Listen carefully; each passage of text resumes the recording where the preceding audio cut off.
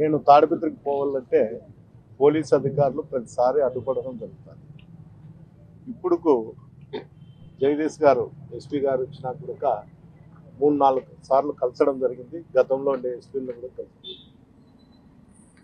3 ఎస్పీలను కలిసినా కూడా ఈరోజు కూడా వాళ్ళు ఆలోచన చేస్తామని చెప్పేది తప్ప కనీసం అడ్డుపడము అనేది చెప్పడం లేదు. నాకు తెలియక అడుగుతున్నా, ప్రభుత్వంలో ఉన్నటువంటి అధికారులు ప్రజల క్షేమం కోరి ఎవరైనా ప్రజాప్రతినిధులకు పర్మిషన్ ఇస్తూ ఏదన్నా లీగల్గా అయితే ఇస్తూ దాన్ని నిర్వర్తించాల.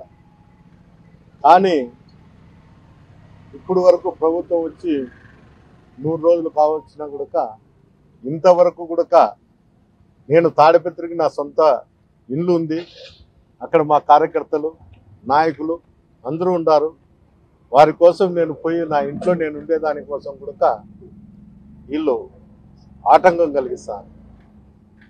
నేనైతే ఒకటే చెప్పాను ఎస్పీ గారికి కూడా, ఈరోజు దసరా పోయిన తర్వాత ఎట్టి పరిస్థితుల్లో నేను తాడిపత్రి కాన్ఫరెన్స్లో తిరుగుతా అని చెప్పడం కూడా తెలియదు. ఏది ఏమైనా కూడా ఎన్ని రోజులైతే నేను బయట ఉండల్లో అది కూడా అధికారులు చెప్పలేని పరిస్థితి. ఎంతసేపు ఉన్నా కూడా పరిశీలిస్తాము, చూస్తాము, ఆలోచన చేస్తామని చెప్పడం తప్ప వేరే విధంగా ఏం లేదు. ఒకవేళ అధికారులకు కూడా మేము తెలుగుదేశం నాయకులతో చెప్పాల్సిన పరిస్థితి ఏమన్నా ఏర్పడుతుందేమో ఈ రాష్ట్రంలో నాకు అర్థం కావడం లేదు. ఒకవేళ ఆ పరిస్థితి ఉందని వాళ్ళు చెప్తే కూడా నేను మీడియా రూపకంగా జేసీ ప్రభాకర్ రెడ్డినో అతని కొడుకునో అడిగేదానికి కూడా నేను సిద్ధంగా ఉండాలి. ఏంటంటే రాజకీయాలు వేరు, కక్ష సాధింపులు వేరు. రాజకీయాలు మాత్రమే చేయాలి తప్ప రాజకీయాలు మాత్రం చేయడం లేదు ఈ ప్రభుత్వం వచ్చిన తర్వాత. ఎప్పుడూ లేని విధంగా ఈ రాష్ట్రంలో జరుగుతుంది. మాజీ ఎమ్మెల్యేలు ఎవరు కూడా కాన్ఫరెన్స్లు తిరగకూడదని దాడులు చేయడం తెలుగుదేశంలో. ఇంత నీచమైన సంస్కృతి తీసుకొచ్చినారు. కాలం నిర్ణయిస్తుంది, ఎప్పుడూ ఒకటే విధంగా ఉండదు. నేను ఒకటే చెప్తున్నా, ఈరోజు మీరు చెప్పేది కానీ మీరు చేసే చేష్టలకు కానీ తిరిగి లెక్కాచారం అనేది ఎప్పుడోసారి ఉంటుంది. ఇది ఎవరి చేతిలో ఉండదు, కాలం అయితే నిర్ణయిస్తుందని నేను ఖచ్చితంగా కూడా చెప్తాను. గతంలో మా ప్రభుత్వం ఉన్నప్పుడు కానీ ఎప్పుడు కూడా ఇలాంటి సంఘటనలు ఎక్కడ జరగలేదు. ఏటో చిన్న సంఘటనల నుంచి ఎక్కడ జరగలేదు. ఈరోజు తాడిపత్రిలో జేసీ ప్రభాకర్ రెడ్డి మీడియా రూపకంగా చెప్తాడు, ఆయన యూట్యూబ్లో కూడా చెప్తా అంటాడు అతను వాయిస్, నేను ఇసుక తోలినీను అని. ఇసుక తోలితే దానిపైన చర్యలు తీసుకుంటా అని చెప్తాడు. మా వాళ్ళే 25 మంది ఇసుక తోలుతారని చెప్తాడు. మా వాళ్ళే బంగాకు అమ్ముతారని చెప్తాడు. మా వాళ్ళే మటక రాస్తారని చెప్తాడు. కానీ అధికారులు దీని మీద ఎలాంటి చర్యలు కూడా తీసుకోరు. మొన్న చూసిన కొంతమంది పత్రికా విలేకరులను కూడా మాట్లాడడం జరిగింది. అంటే ఈ శాండ్ మీద ఏదో రాసినారని, నేనైతే పేపర్ చూడలేదు కానీ రాసినారని అతను మాట్లాడినాడు అనేది వినడం జరిగింది. అంటే అధికారులకు కూడా ఛాలెంజ్ చేస్తాడు, నేను ఇసుక తోలుతా అని. అంటే అధికారులందరూ కూడా ఏ ప్రభుత్వంలో ఏ శాఖలో ఉండేటువంటి అధికారులందరూ కూడా నీరు కప్పినట్లున్నారు. అంటే అధికార పార్టీ ఎమ్మెల్యేనో ఎమ్మెల్యే తండ్రో లేకపోతే ఎమ్మెల్యే తమ్ముల్లో బామార్తులో అసాంఘిక కార్యక్రమాలు ఏమి చేసినా మేము పట్టించుకోము, మేము దాన్ని జోలికే పోము, సామాన్యుల జోలికి మాత్రమే పోతాము. మాకు అధికారులకు ఇచ్చిండేది కూడా మా ప్రభుత్వం వచ్చిన తర్వాత మాకు ఆర్డర్లు ఉన్నాయి, మాకు ఆర్డర్ వేసినారు అనే విధంగా ప్రవర్తిస్తారు. ఒక మాజీ ఎమ్మెల్యే, ఒక మున్సిపల్ చైర్మన్ నేను ఇసుక తోలుతాండా ఫ్యాక్టరీకి అంటాను. ఏ సోర్సెస్తో ఇసుక తోలుతాడో నాకు అర్థం కావడం లేదు. కానీ అధికారులకు కూడా చాలా మంది, నేను కూడా ఎస్పీ గారికి వీడియో పెట్టినా కూడా ఫలితం లేదు. అంటే ఎవరన్నా కానీ సమాచారం అధికారులకు ఇవ్వచ్చు అని చెప్తాంటారు, అది మాటలకే పరిమితి అవుతుంది కానీ వాళ్ళు చట్టరీత్యా చర్యలు అయితే లేదు. ఫ్యాక్టరీ వాళ్ళకు అవసరం ఉంటే ఫ్యాక్టరీ వాళ్ళు కలెక్టర్కో సంబంధించిన అధికారులకో పర్మిషన్ తీసుకోవాలి తప్ప ఎక్కడ పర్మిషన్ తీసుకోకుండా ఒక ఎంఆర్ఓకి లెటర్ పెట్టి నేను ఎస్పీకి మెసేజ్ పెట్టినా అని తెలిసి ఒక లెటర్ పెట్టి ఎంఆర్ఓకి లెటర్ పెట్టినాము, పర్మిషన్ కూడా లేకపోయినా కూడా మేము ఇసుక తోలుతాము, ఎవరు అడ్డ వస్తారో రాండి అనే కింద తయారైనారు.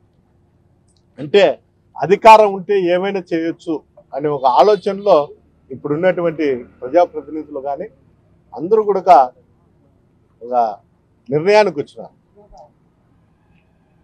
దాదాపు ఏ అధికారిని కానీ ఆఫ్ ది రికార్డు మేము అడిగితే ఎప్పుడు కూడా 20-25 సంవత్సరాల నుండి ఇలాంటి సంఘటనలు జరగడం లేదు, ఈ పార్టీ అధికారంలోకి వచ్చినాకనే మేము ఈ విధంగా జరుగుతుంది, మేము కూడా ఏమీ చేయలేము అనే పరిస్థితుల్లో వాళ్ళు మాట్లాడుతున్నారు.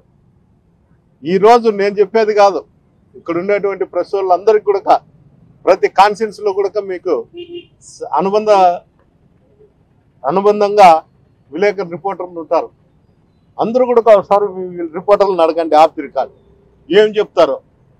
అంటే ఏమి చేసినా ఈ జిల్లాలో అయితే, నేను పక్క జిల్లాల గురించి నేను మాట్లాడినా కానీ ఈ జిల్లాలో అయితే ఒక్కొక్క కాన్ఫరెన్స్లో 10-15 జూత్ కేంద్రాలు నిర్వహిస్తున్నారు. మటకా కంపెనీ ఎక్కడ చూసినా బంగాకు, అన్ఎఫ్సెల్గా లిక్కరు. అంటే ఎంత దూరం పోతుందో ఒకసారి ఆలోచన చేయండి. మళ్ళీ ఇప్పుడు లిక్కర్ షాపులు వస్తున్నాయి. ఇక్కడ ఉండేటువంటి ప్రజాప్రతినిధులు శాసిస్తారు, మా కాన్స్టిట్యున్సీలలో ఎవరన్నా షాపులు వేసినా ప్రతిపక్ష పార్టీ వాళ్ళు వేస్తే మీ షాపులన్నీ పగలగొడతాం, మా అధికారులను పెట్టి రైడ్ చేస్తాం, మేము చెప్పిండేదే శాసనం అనే కింద ఈరోజు కూడా చెప్తారు. కానీ ఎక్కడ ఎంత దూరం పోతుందో ఈ వ్యవస్థ ఎవరికి అర్థం కావడం లేదు.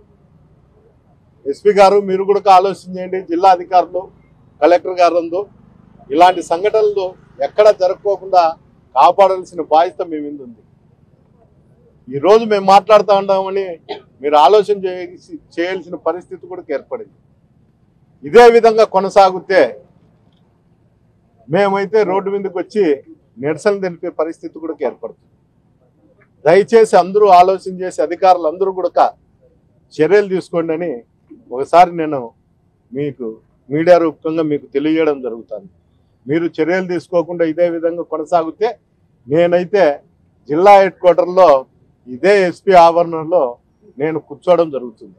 నేనేం మంది మార్బలంతో కూర్చోను, కానీ ఇప్పుడు వచ్చినట్లు వచ్చి యాదవ్ చెట్టు కింద కూర్చొని నిరసన వ్యక్తం చేయడం మటుకు ఖచ్చితంగా జరుగుతుంది.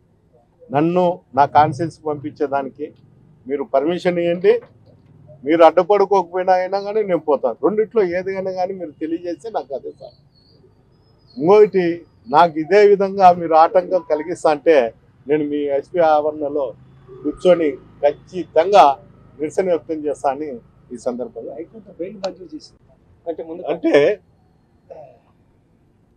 చట్టపరంగా అయితే నాకు బెయిల్ అన్నీ వచ్చినాయి.